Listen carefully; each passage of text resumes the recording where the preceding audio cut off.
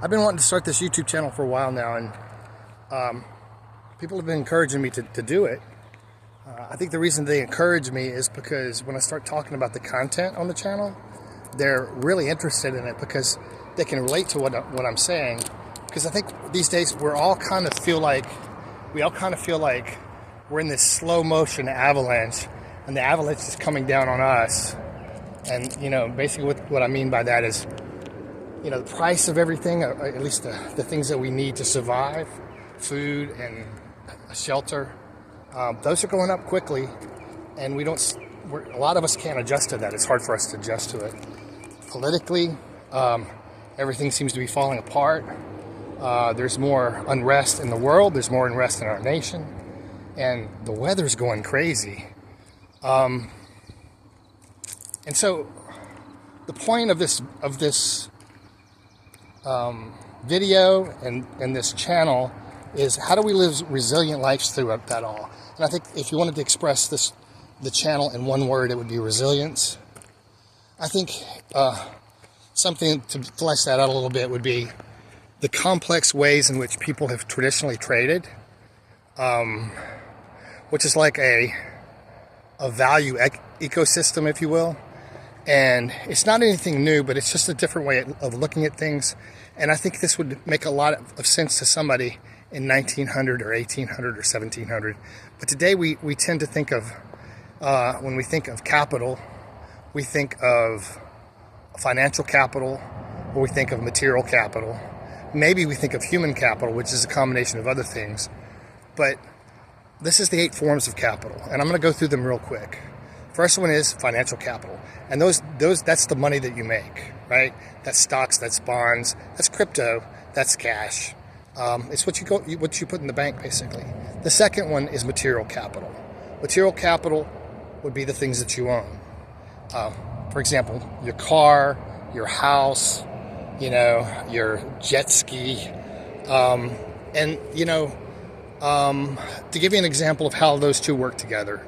I'm an Uber driver. That's one of the things I do. And I use my car, which is material capital, to make financial capital, right? And so those are the first two. The next one would be intellectual capital, and that's the things that's what you know. For example, if you go to the university, you pay financial capital to get that intellectual capital.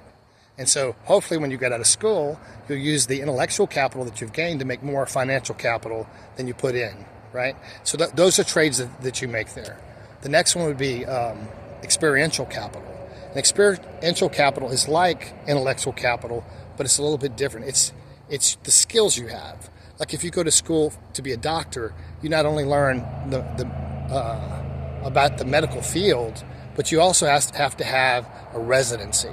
Because you have to have those skills before you do surgery, as an example, right? So it's the skills that you have.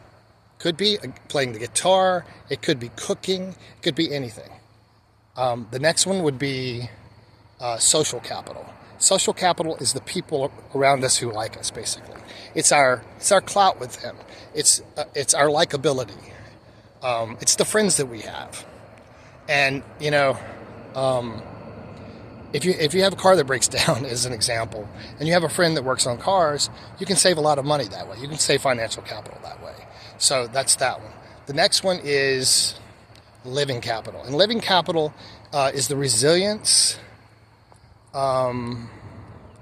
resiliency built in everything that's living. It could be your dog, it could be your cat, it could be chickens, it could be goats, it could be an apple tree.